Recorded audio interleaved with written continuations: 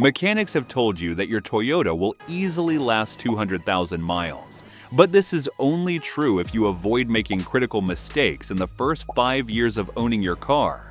Keep making them, and your engine might be dead by just 90,000 miles. Today, I'm exposing 7 blunders that kill Toyotas early, and I'll guide you through a smart routine to help you avoid every single one. Stick around, because following this schedule could actually boost your car's resale value, even if it's 25 years old. Starting with the most crucial one first. Mistake number 1. Trusting the 10,000-mile oil change lie. Car gurus everywhere advocate for an oil change every 10,000 miles, right? This is the lie that kills more Toyota engines than anything else. But the truth is, 10,000-mile oil changes are made for perfect driving conditions. No stop-and-go traffic, no dusty roads, no short trips, no extreme temperatures. Sounds like your life?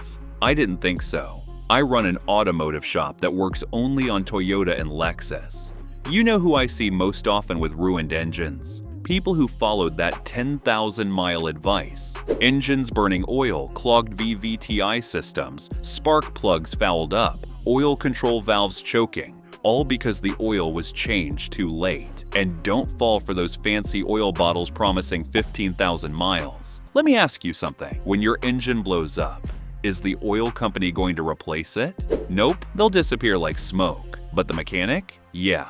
You'll be staring at me as I hand you a $4,000 repair bill. If you own a Toyota or Lexus, the magic number is 5,000 miles or 6 months, whichever comes first, even if you barely drive your car. Why? Because modern engines build up moisture. Leave that oil sitting for a year, and it turns into a swamp of water and sludge, even with just 1,000 miles on it. Think you're saving time or money skipping oil changes. You're actually just setting yourself up for a massive repair. And if you don't trust mechanics, do it yourself. Buy the oil you like. Torque the drain bolt to specification.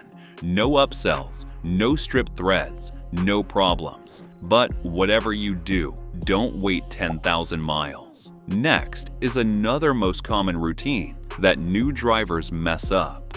Mistake number 2. Skimping on coolant. Your car likely has 2 coolant spots under the hood. One is the radiator cap, and the other is the coolant reservoir. Now listen carefully. Don't ever open that radiator cap when the engine is hot. It's not just a warning label. If you ignore it, you'll get a second-degree burn. That system is under pressure, up to 15 psi, and the coolant can hit over 210 degrees Fahrenheit. Open that cap while it's hot, and it'll explode in your face, literally. So where should you be checking the coolant? The plastic reservoir is near the radiator. Look for the minimum and maximum line. If the coolant is in between, you're good. If it's low, add more, but only the right kind. Toyota uses 2 types of coolant, red and pink. Don't mix them. Red goes with red. Pink goes with pink.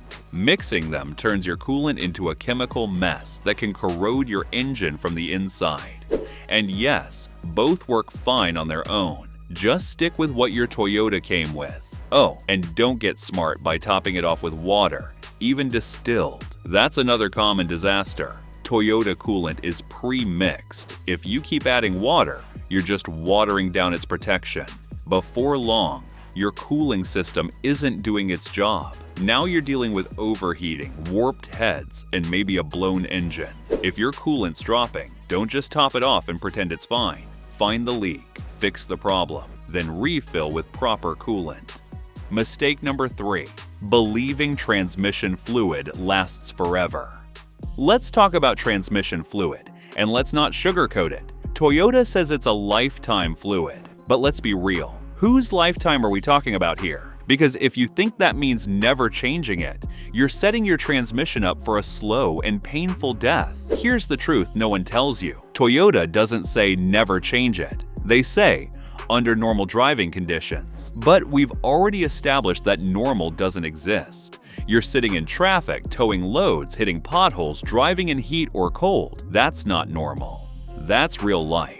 Now, if you ignore the fluid, debris builds up. Friction material starts floating around. That junk clogs your transmission's tiny passages, and once your transmission starts slipping or shifting roughly, it's too late. Changing the fluid won't save it. Now you're looking at a full rebuild or a $4,000 replacement. Want to avoid all that? Follow this plan. Change the fluid every 60,000 miles. That's around 100,000 kilometers. Got a U660, U760, or U880 transmission. Don't even think about skipping it. Some Toyotas don't have a dipstick anymore. That's fine. It just means they're sealed. But sealed doesn't mean maintenance-free. If your car does have a dipstick, check the fluid while the engine is warm. The car is in park and on level ground. Clean it. Reinsert. Pull it again and check the level. Then check the color. Reddish pink, you're good. Brownish, time to change. Dark or burnt smelling, you're already in trouble. Oh, and never top it off with the wrong fluid. CVT, automatic, dual clutch, they all use different formulas. Read the manual and stick to the right stuff.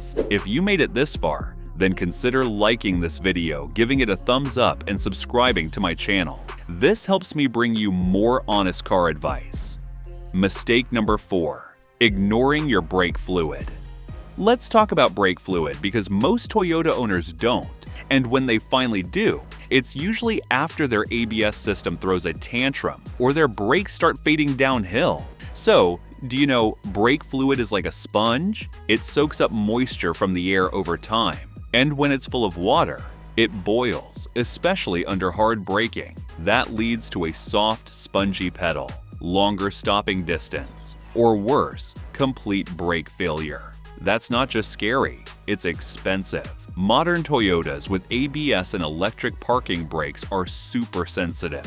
Dirty fluid can kill your ABS pump, jam your calipers, and wreck your modulator. And let me be clear, that's not a cheap fix. You're looking at hundreds or even thousands of dollars. So, flush your brake fluid every 2 to 3 years. Yes, flush it, not just bleed it. Get all the old fluid out. Use the right tools. Use the right fluid, DOT3 or DOT4, depending on your car. Doing it yourself is cool, but don't mess it up. Start with the wheel farthest from the master cylinder. Use a clear hose and a helper to press the brake pedal. Keep the reservoir full. Never let air in. Repeat until clean, clear fluid flows out. Once you're done, your brake pedal should feel firm and sharp. Take a short test drive, and if anything still feels off, stop and check again. Look, this is cheap maintenance, but skip it, and you're gambling with your braking system and your safety. Don't play games with your brakes. Flush it right and drive safe. Mistake number 5, ignoring power steering fluid.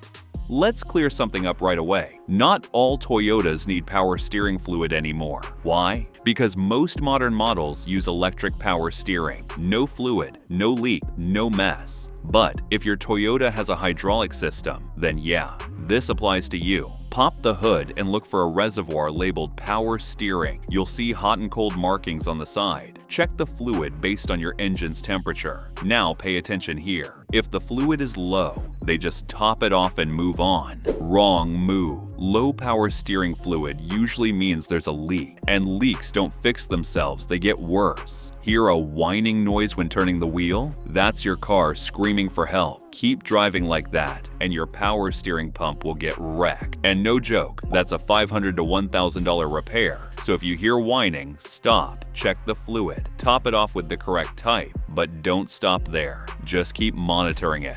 Mistake number 6, forgetting your air filters.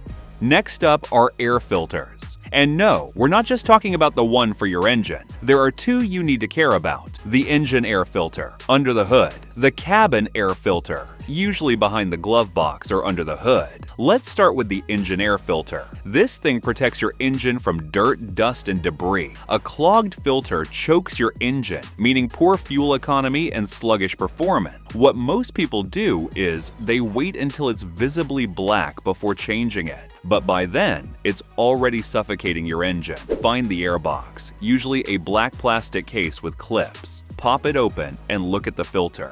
If it looks gray, dusty, or worn, it's time to change it. Most Toyotas need a new engine filter every 15,000 to 30,000 miles, depending on your driving conditions. Now, the cabin air filter. This one's for you, not the engine. It cleans the air inside the car, blocking pollen, dust, and all kinds of junk. Smelling something musty when you turn on the fan? That's your cabin air filter begging for retirement. Replace it once a year for fresh, clean air and better airflow through your vent. It's cheap, easy, and can be done in minutes with a YouTube video. Mistake number 7. Ignoring your battery.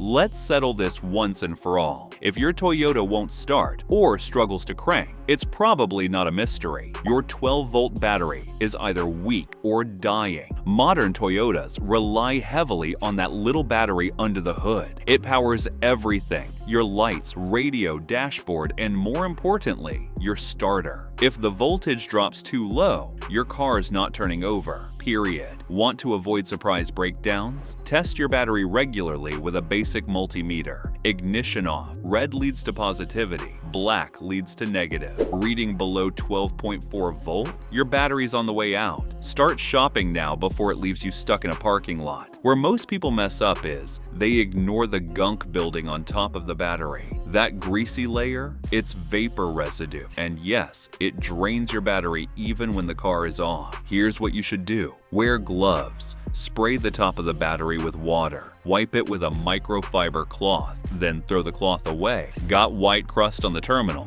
That's corrosion. Scrub it off with a small brush. If it won't come off, you might need a terminal cleaner, or worse, a new terminal. Car batteries can last up to 10 years if cared for properly, but most don't make it that long. Neglect them, and you're spending $100 to $500 on a replacement way sooner than needed. Oh, and before we wrap this up, don't slam your hood shut the wrong way. You're not tucked in a blanket. Drop it gently from a short height and let it latch on its own. Never press down with your hand. You'll dent the metal or mess up the latch. So, take care of the basic. Fix small problems early, and your Toyota will return the favor with decades of reliable driving. If you're enjoying this video, consider watching $0 Toyota Reset Trick Mechanic. Hate that fixes everything, where I've shared 7 reset tricks mechanics use to restart your car's ECU.